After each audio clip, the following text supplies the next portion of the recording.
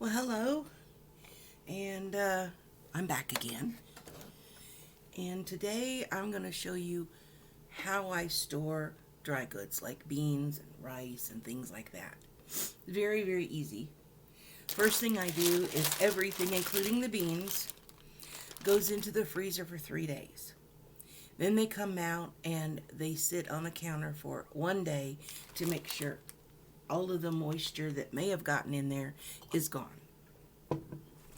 And then I can store them in jars.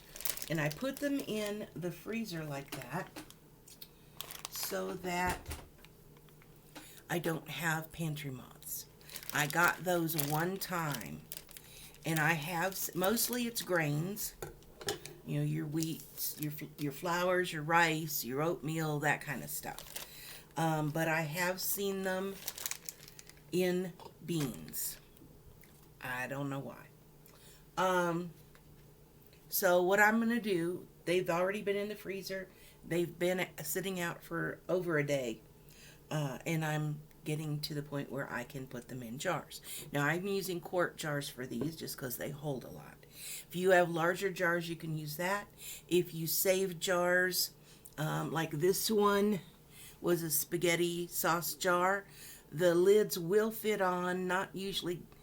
Some of them will fit good enough on these to can with.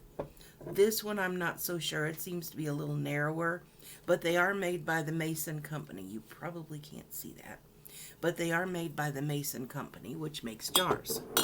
I have a variety of jars.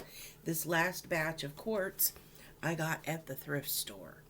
I got 15 jars of quarts and 9 pints, and it was all of $12. Nothing wrong with them. They just needed to be washed. So these have all been washed and rinsed and dried. Make sure that after you wash any of your jars, you let them dry well. I actually let these sit out on the counter like this, opening up so that it would air dry. I want to make sure they're good and dry, because if you put stuff in them and they're not dry, you're going to get mold, and you don't want that. So I'm using my funnel, canning funnel. These are cool. I got this a long time ago.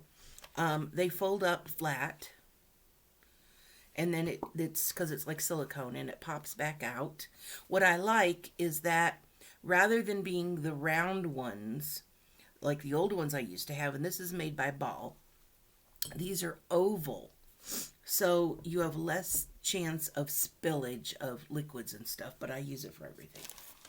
So with beans, well, with any of it really, but with beans, I empty some in there, about a half a package or so. And this kind of sticks because it's the silicone, but if you're using one of the plastic or metal ones, funnels, go ahead and take it off because it'll fall off. And then what I do is I pound it down a little bit. If you've ever bought things and you notice that, your box or bag isn't full, that's because in the shipment and all of the movement, oops, it fell off. All of the movement, it settles everything, so it all packs better. You'll be able to get more in a jar if you do it this way. Now, you don't have to use mason jars. If you're a family that drinks a lot of juices, large Gatorades, in some cases soda bottles, the 2-liter bottles, those are all fine for short-term storage, in my opinion. But for long-term storage, I prefer the jars, because once you stick a lid on it, it's really sealed at the top. And glass, unlike plastic, is solid. It does not breathe. In case you did not know, plastic breathes. There are minuscule micro holes in it, basically. And over time, depending how long you're storing something, flours and stuff, rice, can get rancid or just not taste right. And I pack these jars as full as I can. And then stick a lid and a ring. And there we go. And I tighten it down, finger tight. And then I've got a whole jar. And I just keep doing that over and over and over. And it's the same for the rice. Now, I bought minute rice simply because I live at a high altitude. And with that comes the problem of cooking things. It's a learning curve. And what I have discovered, oops, there we go. What I've discovered is that, or learned, is that water doesn't boil at the same temperature as it does in the lower elevations. You know, most of the country is going to be below 1,000 feet. I'm at 7,700 feet. I am in the Rocky Mountains of Colorado, and I'm in a valley. So that tells you something. So I buy minute rice because I can cook that normally. And again, I'm bouncing it so I get more in there. I can cook it normally and it cooks up just fine. Regular rice, or regular beans for that matter, dry beans, takes forever. And sometimes the rice still turns out crunchy, even if you've cooked it for an hour. So, and I'm not buying a rice cooker. I'm not one of those people that wants to have 100 gadgets. I don't have room for them, and I don't like a whole lot of gadgets. Oh, good, that's perfect. Okay. That's perfect. We're going to go ahead and... One of the things that I do, not that I totally go by directions,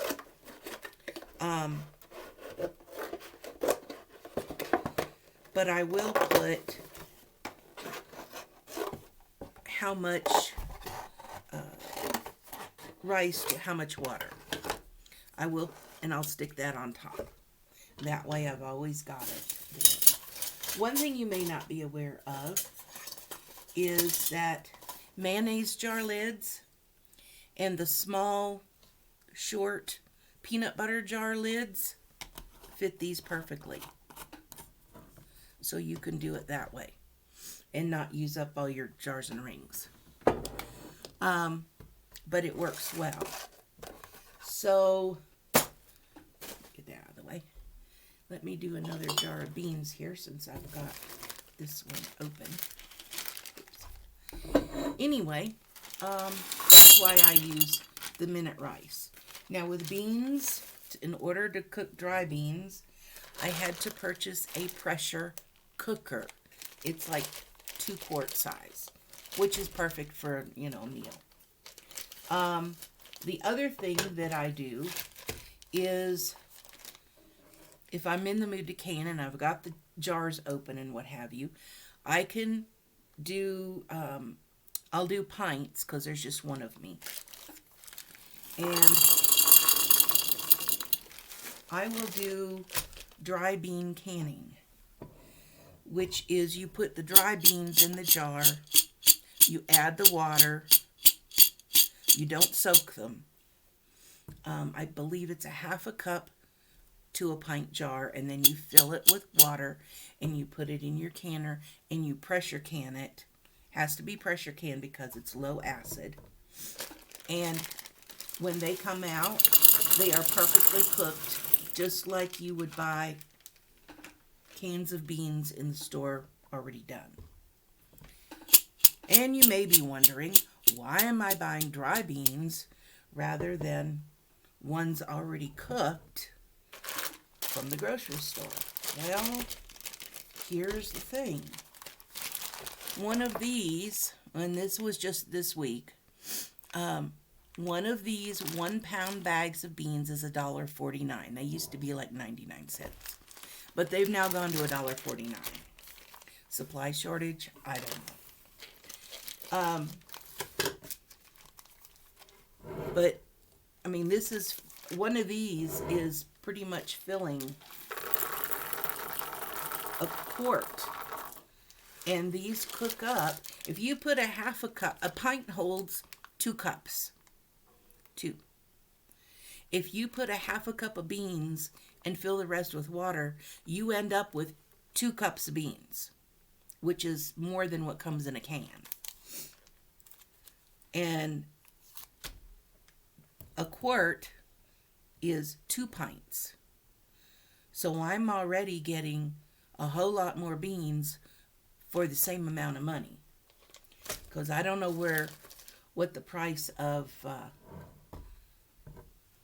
canned vegetables, canned beans is where you are. But everything here is a little bit high. They tell me because they have to truck it in over the mountain. I'm not buying that.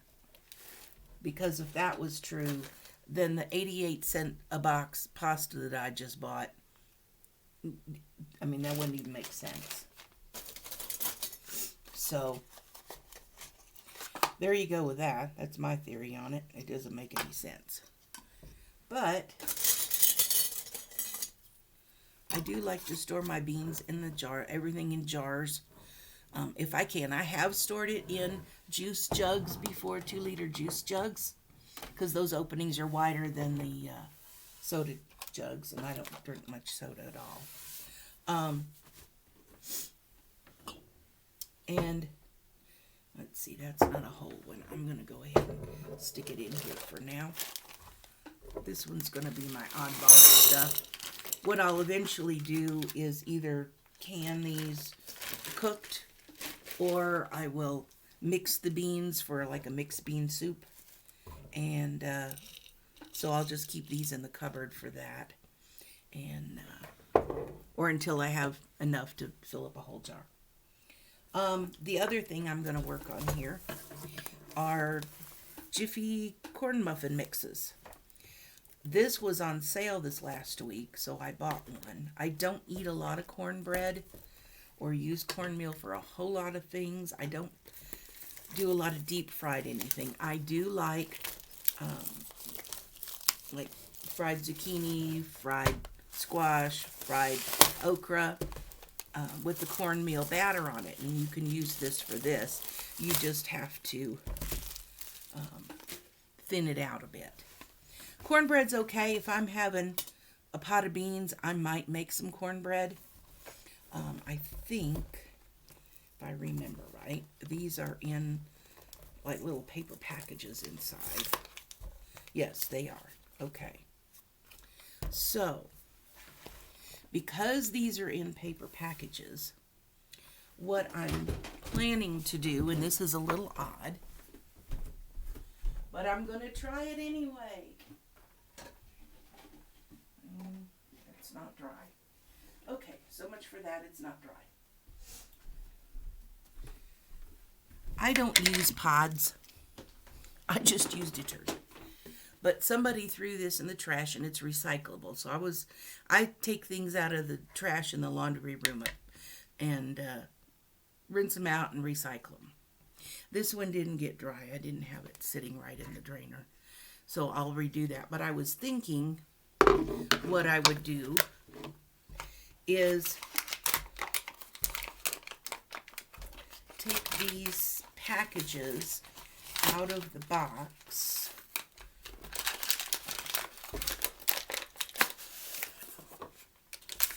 and they're not sealed. So what I can do is fold them over, and I was going to put them in plastic, several of them in a plastic bag, like a Ziploc bag, and then stick them inside here, just to have them all together stored. I think that will work. But this has to dry further. It's still damp and wet inside. I didn't have it sitting properly in the drainer. So we're going to let that air dry for a couple of days, and then I'll do the cornmeal mix. I could do it in jars, empty it out of the bags, and measure it to see how much is in this package. It's probably about a cup, I'm thinking. And I could put that in here and then just measure out, probably use a wide mouth jar rather than the narrow mouth, and put that in the jar with the instructions, which is 1 package, 1 egg, and 1/3 cup milk. In a pinch, you could use some water, but it's better with milk. And if you're doing just a batter, you want to thin it out, you can just add more water to it. So that's all these need to be done. I'm going to go ahead and wait till that thing is thoroughly dried out before I try that. But I think that's going to work because that fit down through that hole. And you could use any sort of a plastic container, and that would be fine. But these are not going to be real long-term storage, but I think putting them in Ziploc bags, putting several in Ziploc bag, and then putting them down in there, I think that will work fine. Because that's all the cornmeal I'm going to buy, because that's enough for like more than a year for me. Okay, so this is what I'm working on today. This is the last one that's ready. I put more things in the freezer today. Took the ones that were in there out and put more things in that I bought yesterday. Now what I do, and I've mentioned this before, I shop the sales, or if their regular price is really, really good. I have some grains over there that I just took out of the freezer when I put in all of the boxes of pasta that I bought yesterday. So those have to thaw out really well. Well, they're not frozen because they're loose, but I have to make sure that there's no moisture in it. And in a freezer, you will get that. Hence, if you don't have a self-defrosting freezer, you may see ice forming on it. I remember growing up, our old one, about every 6 months we had to take everything out and hand defrost that freezer, and sometimes use a butter knife to get the ice off of the sides and the back. Not a fun job, but it was one of my jobs. That would have been back in the 60s and 70s. So now you know how old I am. And I just had a birthday, so I'm grateful I had a birthday. I'm still here. Anyway, oops, I need my loop. I try and remember to do this on every one, to put the little instruction thingies in it. Because if I forget and I empty out a jar, I'll probably toss the little thing. And I'm going, oh gosh, how much was it now? And it's basically 1 cup rice to 1 cup water. Although because this is minute rice. I did see a video yesterday that said the best way to cook rice, regular rice, not instant or minute rice, but the regular rice, is to put it in a pan and toast it, however much you're wanting to cook. Toast it, and then add more water than what they call for. Normally it's, say, 1 cup rice and 2 cups water. And this guy recommended 3 cups water and cook it for about 40 minutes. Now that's at a lower elevation that most people live at. So I don't know what it would do here. That probably would make it, he says it keeps it from being undercooked and crunchy and overcooked and mushy. I'll take his word for it. It sounded like a good idea to toast it in your pan first. But since I'm not really wanting to deal with regular rice and having it come out crunchy every time, like the 6 times I've tried. Um, I'm going to stick with the minute rice. It works for me. I do not like the instant stuff. And I certainly don't like the pre-cooked stuff in the package. I tried one of those ones. Oh gosh, that was nasty. So anyway, that's just my little, and I hope the lighting's not too bad. I'm in the kitchen. I have an overhead light. I did close the curtains or you wouldn't have been able to see anything. I hope this has been helpful. And if you haven't done this before, I mean, it doesn't matter, if a box of rice is all you're saving is one. You can store it in this. You can keep this in your cupboard and dip out, pour out what you need out of this. You don't have to put it in anything else. And I do the same with beans and stuff too, because I can cook those in the pressure cooker and they're done in about 30-40 minutes. And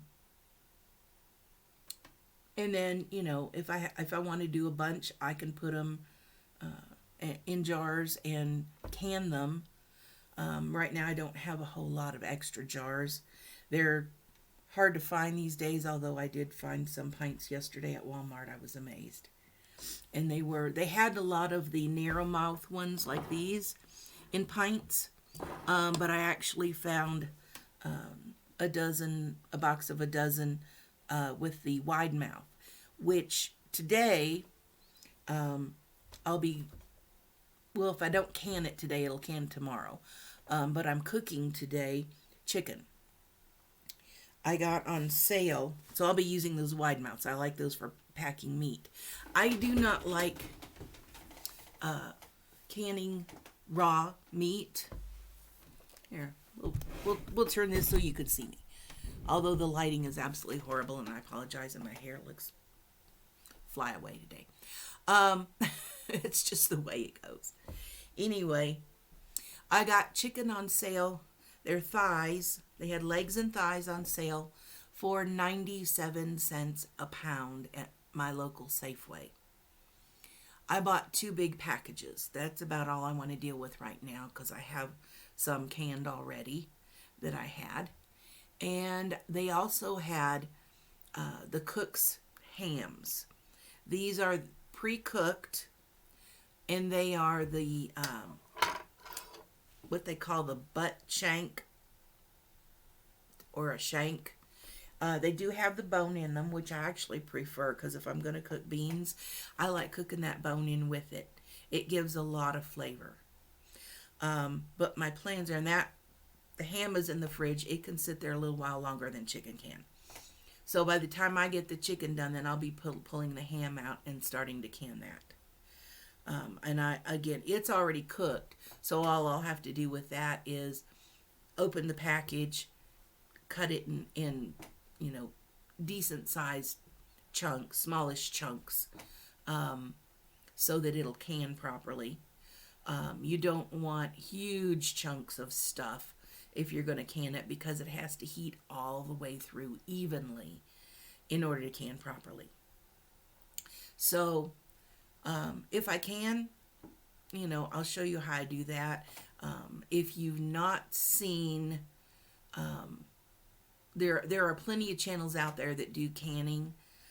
Appalachia's Homestead is one. Linda's Pantry is another. Lady that I really like is Bev at our Half Acre Homestead. She's based in Canada, but she cans like a crazy woman sometimes. They do a lot with their garden, and then she just got through with a video on carrots. They bought a 50-pound bag of what's called deer carrots. They're just larger than what you would normally buy in the grocery store. They're perfectly fine.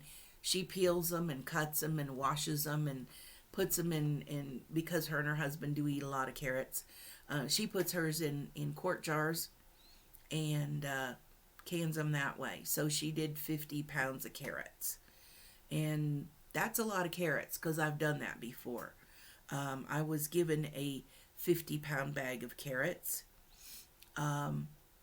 when I went to the food bank once. This is back when I had less money than I do now. And they had a truckload of 50-pound bags of carrots, and they were begging people to take one. Some people would only fill up like a grocery sack to take home and use because, they don't can. But there were a number of us that do canning, or you could freeze them. I don't like to freeze. I've lost too much during hurricanes in Houston. Lights go out, you don't have lights for a week or more, you're going to lose everything you have. That's when I really started back into canning everything that I could, including meat. I can't afford to lose, what's so hard to come across enough money to purchase.